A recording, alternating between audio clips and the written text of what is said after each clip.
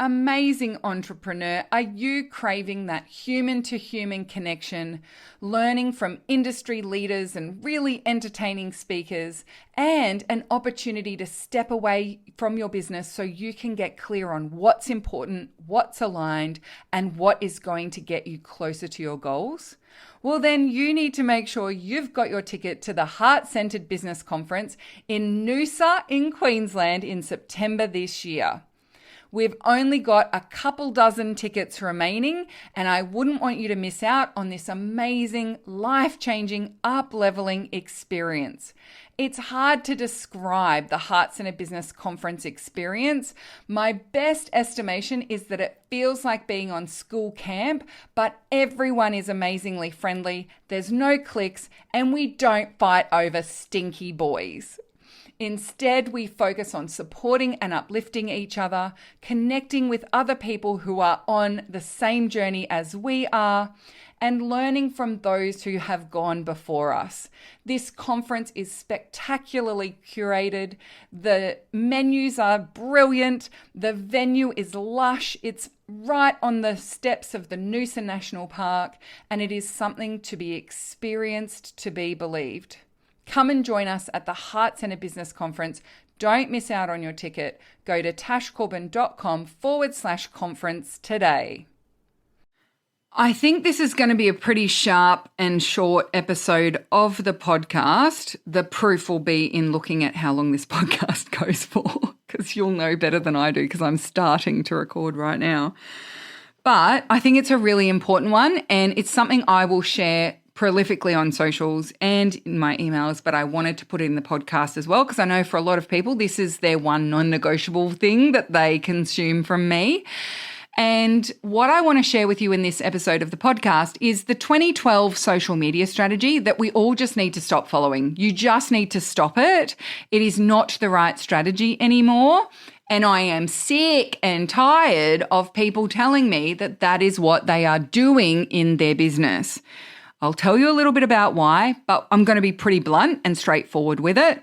So let's dive in. This is episode number 531 of the Heart-Centered Business Podcast, which means you can find all the relevant links and the show notes for today's episode over at tashcorbin.com/531. Let's dive in. You got to stop it. Hello, I'm Tash Corbin, a business strategist and mentor based on the Sunshine Coast in Australia.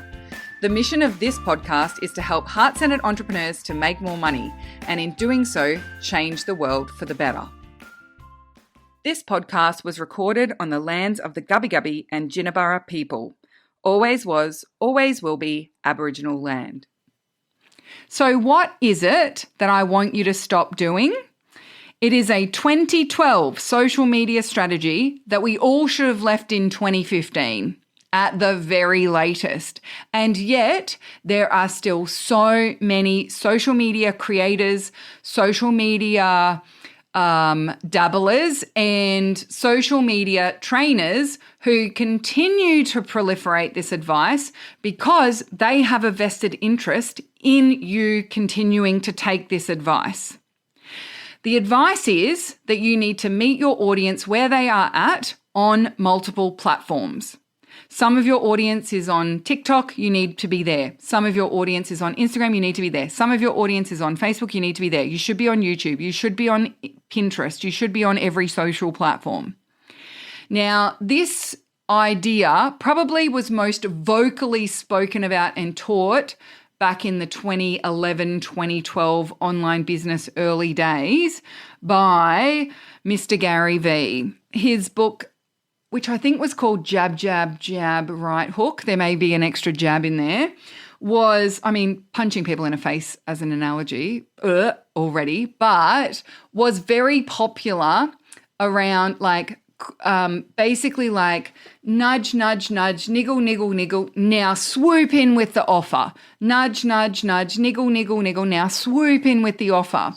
And at the time, Mr. V was on all of the social platforms and he pushed all of his content out onto all the platforms. Now, one of the things that he did and taught back then was you should never share a tweet on Facebook. What you post on Facebook does not go on LinkedIn, does not go on YouTube, that actually you had to create content specific to the platform it was on because all the platforms needed something different. Now, that advice was updated, I reckon, in 2015, 2016, when efficiency, passive income, productivity, and just prolific content creation became even more in vogue. And of course, everyone was starting to get burnt out by having to create so much content. And new business owners on the market were like, this looks horrific. No way can I keep up with that. So we started to see more and more of those types of tools and platforms that pushed your content out to multiple platforms at once.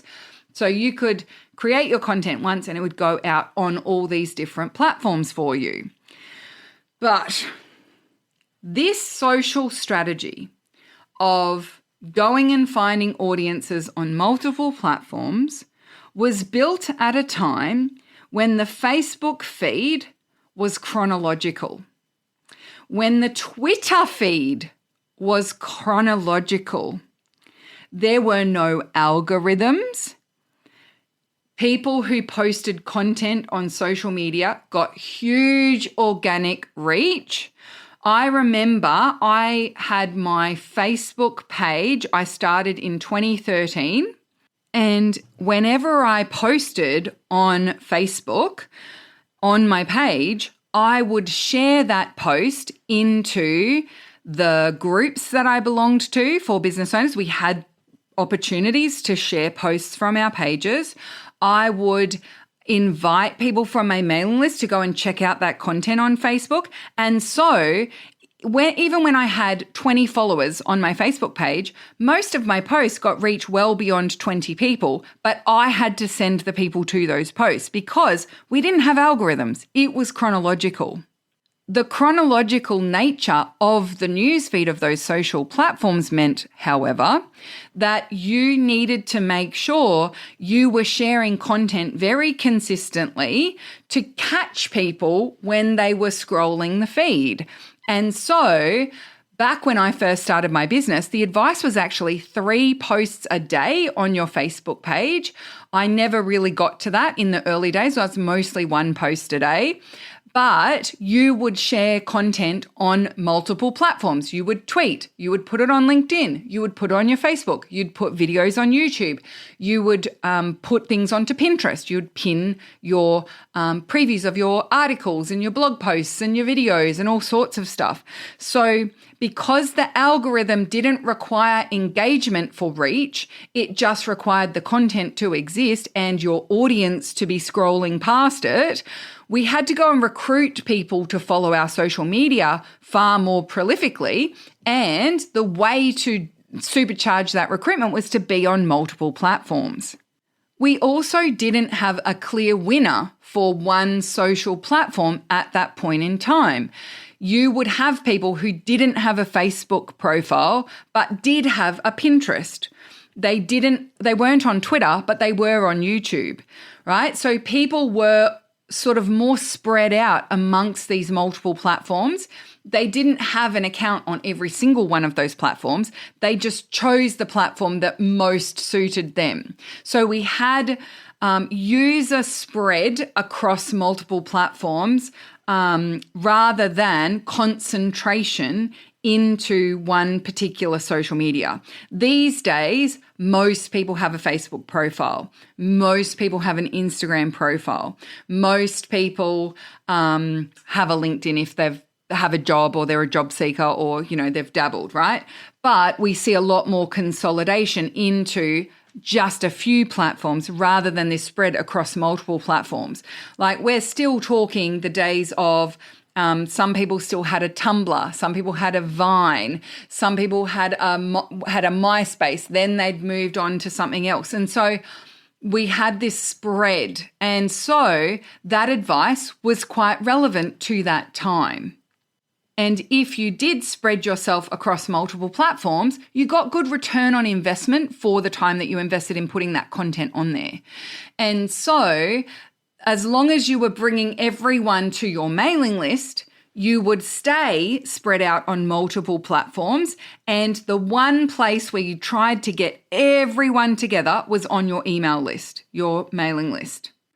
Just a little aside here, by the way, we are likely to see a respread of social platforms. So if you have been less on some of the platforms you're on recently, that's actually a very common occurrence. So in the life cycle of a social platform, we do tend to see after a period of consolidation and everyone gets onto one platform or a couple of platforms, that platform then becomes more and more monetized, more and more subject to, these days, AI, bot, slop content, like less attention span, and people will now splinter out into different platforms, which is really exciting. I actually think that's going to be great. But right now, everyone is concentrated in a few platforms.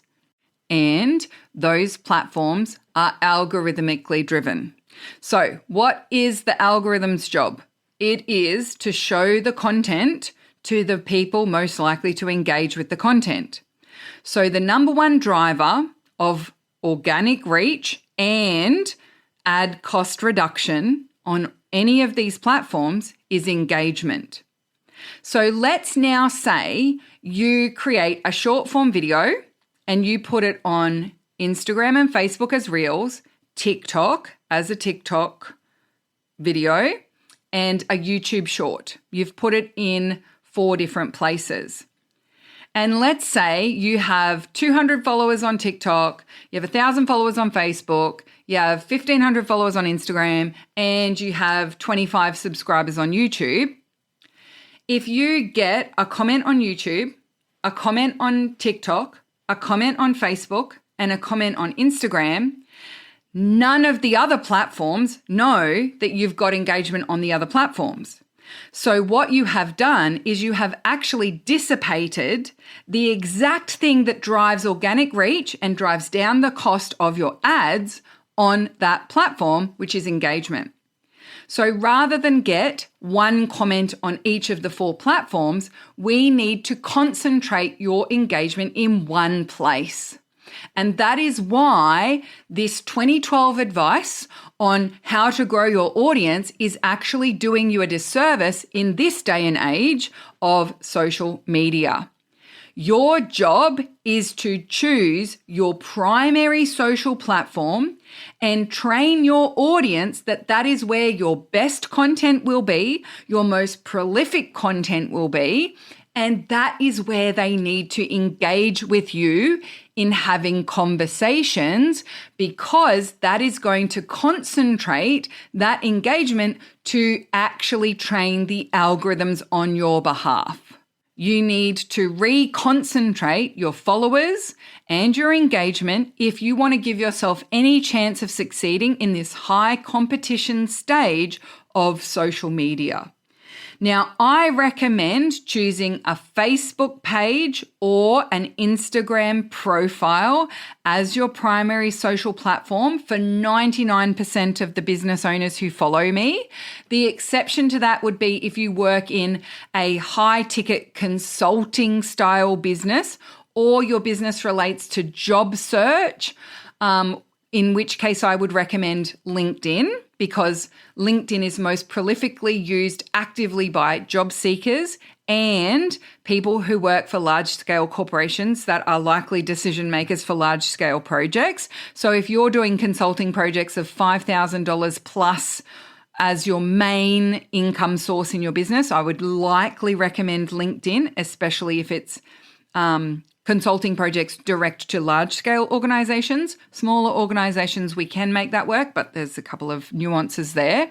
But in most cases, I recommend Facebook business page or an Instagram profile, either professional profile or business profile. They keep renaming them, but whatever that is, not the personal profile. But I will ultimately say, you do you, right? But I want you to make a decision about which is your primary platform. And even though you can push your content out to other versions of those platforms, is it actually in your best interest to do so? I would argue in a lot of cases, no. It is not in your best interests to actually be pushing out to multiple platforms with the same piece of content.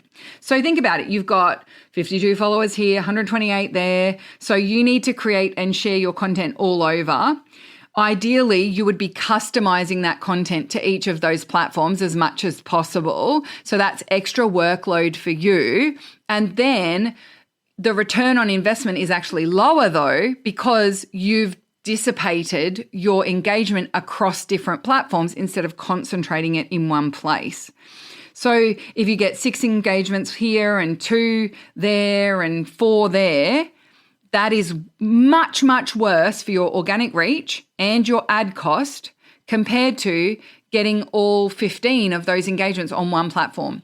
Even if you get 13 engagements on one platform because 2 of those people don't consistently look at Facebook, which is what you chose, you're better off than actually spreading yourself thin.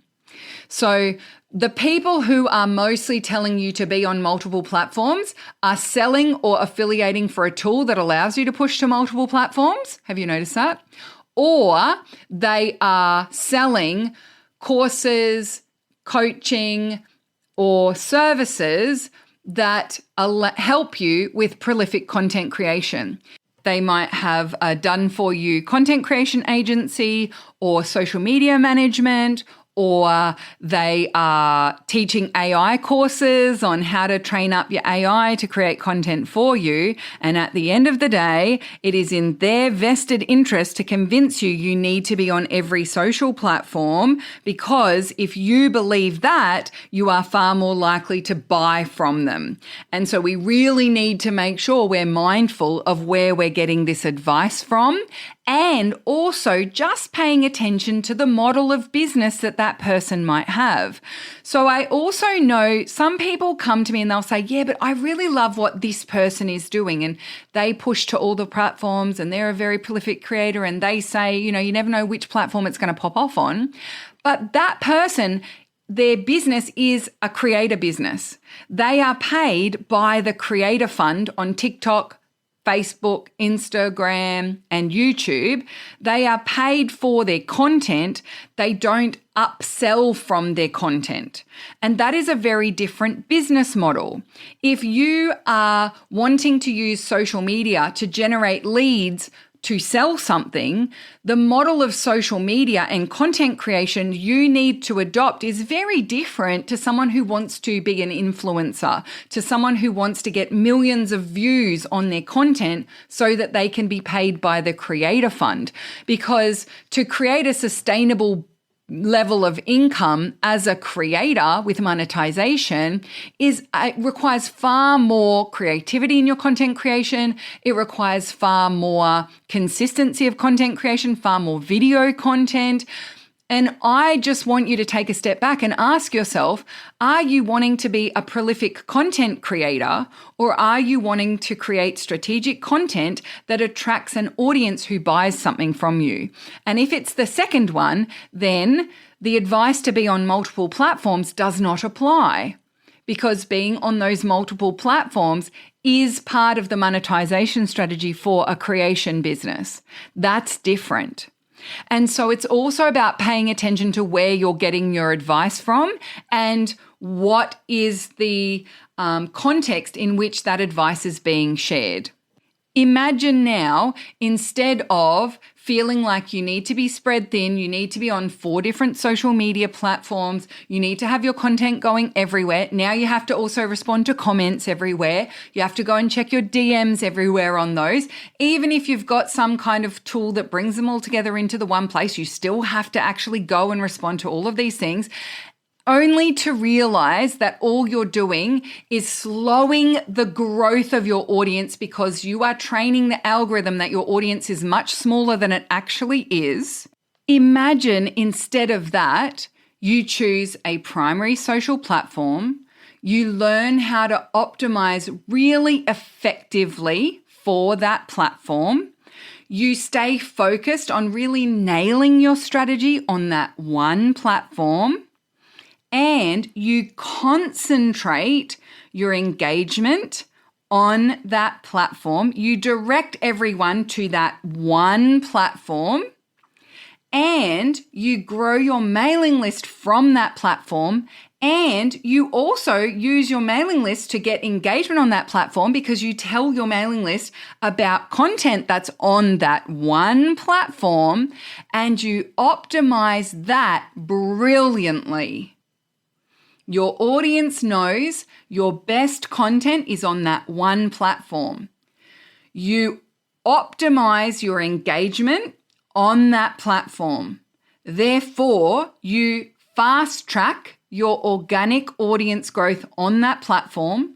You get validation of your messaging and your marketing strategies and your offers on that one platform. You grow your mailing list from that platform. You will get to the point where you're confident in investing in growth in that platform much earlier. You will get to the point where you can snowball that engagement into more and more audience growth much faster on that one platform. And you don't have to learn all the tips and tricks for all those other platforms. You don't have to worry about whether you're getting engagement on those other platforms. You don't have to push your content to those other platforms.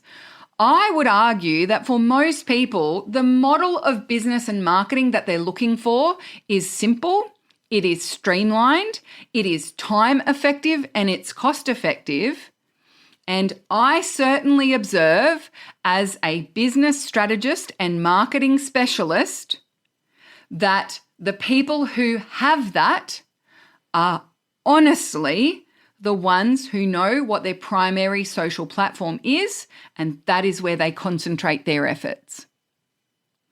And if that is something you desire, if you did not start your business to become a social media content creator, if you started your business because you wanted to build community, you wanted to build engagement, you wanted to help people, you wanted to make money, and you wanted to do it with your lifestyle in mind, I would argue that letting go of Gary Vee's 2012 social media strategy and instead concentrating on one social platform is actually a far more aligned way of approaching this moving forward.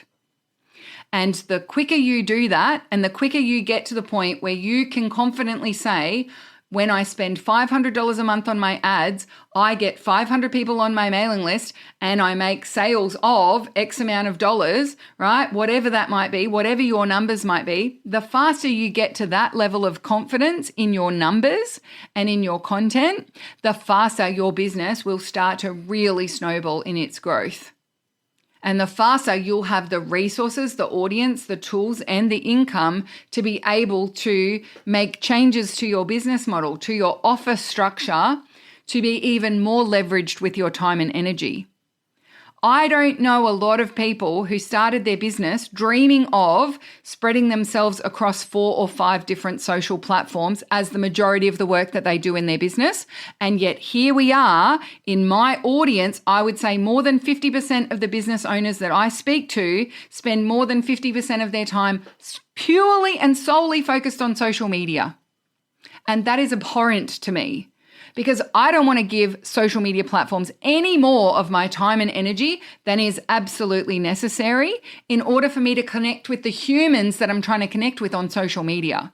I am not on social media to proliferate the belief that Mark Zuckerberg is a billionaire genius. I am on social media to connect with real humans. I am on social media to meet the people whose businesses I can help to grow.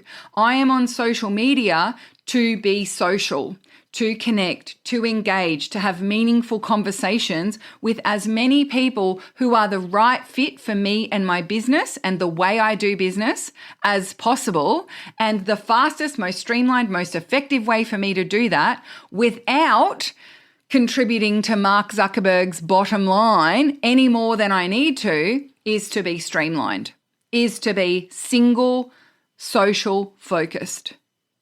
And that is what I am continuing to do. And actually, the longer I see social media start to reach this sort of late stage part of its life cycle, the more I am focused on making hay while the sun shines. I am increasing my ad spend. I'm getting clearer on my strategy to get people over to my mailing list as quickly as possible. I'm even building spaces for us to socialize and connect with each other that are my own rather than being on these platforms, because it's becoming harder and harder for us to find each other on these platforms, even when we follow each other. So why would I spread myself through this joyless task on multiple platforms only to know that I'm doing the exact opposite of what is needed to grow my audience as quickly and effectively as possible? And yet, I know there will be people who listen to this and still don't listen and still think, no, but it's easy for me to push it out to 4 platforms, so that's what I'll do. All I want to remind you of, if that is the case, is that it's not just about getting the content out to those different platforms, it's also then spreading your engagement across those platforms. We need to concentrate engagement, not dissipate it. And the more that you can concentrate it in one place, the better you will actually grow that audience and the more visibility you'll have on that platform. So let's see what difference it might make if you chose a primary platform. All right, I'll leave it there because I did say this was going to be a short one and it didn't end up being that short. Joke's on me, Tash. All right, well, thank you so much for joining me for this episode. Make sure that you come and check out the show notes of today's episode because it's a really good summary of some of the business case for concentrating on a single social platform. If you've got any questions, I'll have a link to my questions page as well, because I think that this will bring up some butt tashes and some questions. So please make sure that you go to the show notes of today's episode at tashcorbin.com/531. Submit any follow-up questions and butt tashes that you might have for me using the form that's linked there. And you can also grab the summary article of this episode as well. I'll see you on the next episode. And until then, I cannot wait to see you shine. Bye for now.